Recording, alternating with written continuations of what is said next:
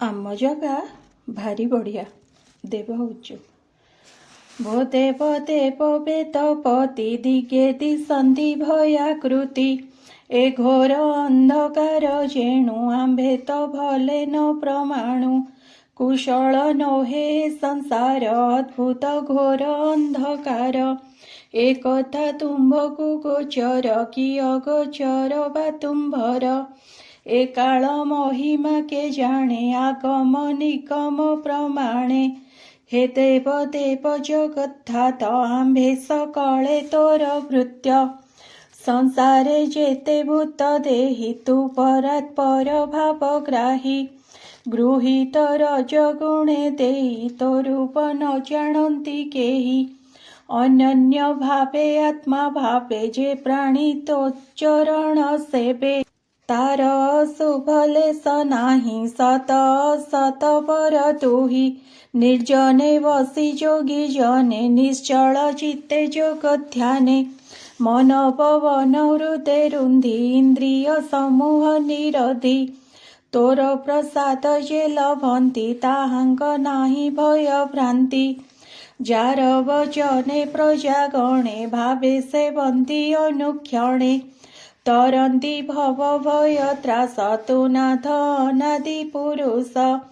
ଆମ୍ଭର ସୁଖ ଗଲା କ୍ଷୟ ଭୋନାଥ କର ତୁ ଉପାୟ ଦେଖ କଶ୍ୟପ ପ୍ରଜାପତି ଦିତି ସଂଯୋଗେ କଲାମତି ଦିତିର ଗର୍ଭେ ବୀର୍ଯ୍ୟ ଦେଲା ତମେ ଭୁବନ ଆଚ୍ଛଦିଲା ବେଳକୁ ବେଳ ବଢ଼େ ତେଜ ସମିଧେ ଯେନେ ଅଗ୍ନି ତେଜ ମୈତ୍ରେୟ ଉବାଚ ଏମନ୍ତେ ଦେବସ୍ତୁତି ଶୁଣି ସମ୍ଭ୍ରମ ଚିତ୍ତେ କୁଶ ପାଣି ଶବଦ କରିଣ ଗୋଚର ଦେବଙ୍କୁ କହନ୍ତି ମଧୁର ବ୍ରହ୍ମା ଉବାଚ ଶୁଣ ସକଳ ଦେବ କଣ କହିବା ଏଥିର କାରଣ ତୁମ୍ଭର ପୂର୍ବ ସୃଷ୍ଟି ଲାଭେ ମୁଁ ଯେ ବସିଲି ଧ୍ୟାନ ଭାବେ ସନକ ଆଦି ଚାରି ଭ୍ରାତେ ଜନ୍ମିଲେ ମୋର ଶୁଦ୍ଧ ଚିତ୍ତେ ଊର୍ଦ୍ଧ୍ୱେ ଜନ୍ମିଲେ ଶୁଦ୍ଧ ଚେତା ତେଣୁ ହୋଇଲେ ଊର୍ଦ୍ଧ୍ୱରେତା ଗଗନ ମାର୍ଗେ ତାଙ୍କ ଗତି ସକଳ ଭୁବନେ ଭ୍ରମନ୍ତି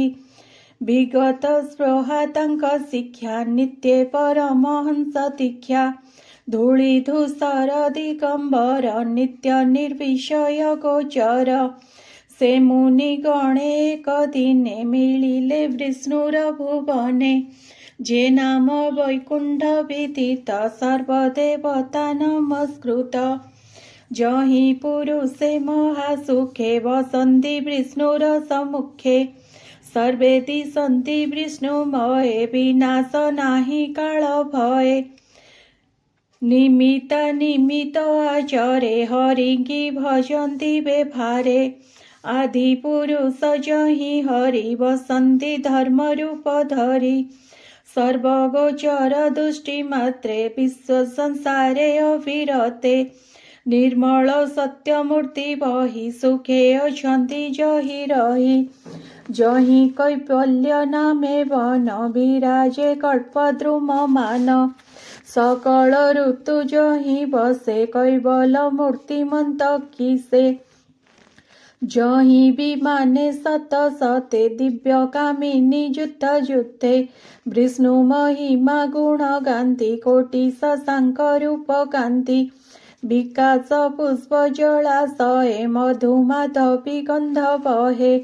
ସେ ଗନ୍ଧ ସର୍ବ ମନୋହର ତାହାକୁ କରି ଅନାଦର ବିଷ୍ଣୁର ପାଦେ ମନ ଦେଇ ଆନନ୍ଦେ ତୁଣ୍ଡେ ନାମ ଗାଇ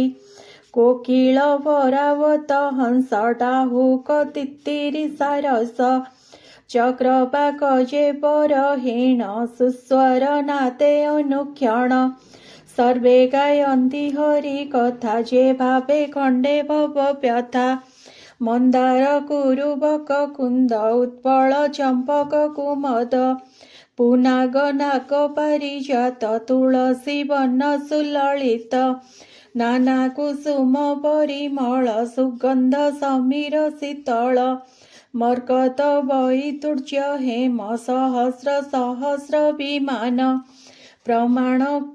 प्रणाम करि हरि पाते भकते बसन्ति आनन्दे परम लक्ष्मी जहि नित्य लोहित नीलपद्म हस्ते स्फटिक कृत्य गृहे पशि पादनुपुररपे खोषि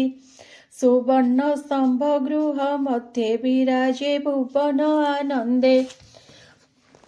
पद्मकल्पित सम्मार्जनी मार्जना कला प्राये मानि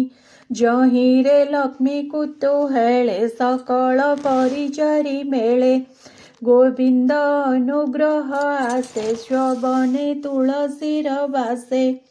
पूजन्ति कृष्णर चरणे तेणे सन्तोष भगवान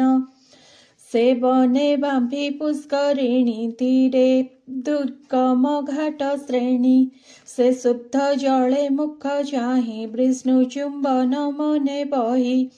से विष्णुपुरे पापी जन प्रवेश नुहन्ति भजन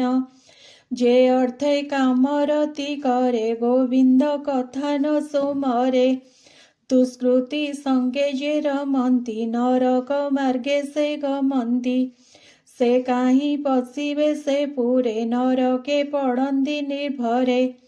ए देह पाई जेउ जन न करे हरिर सेवन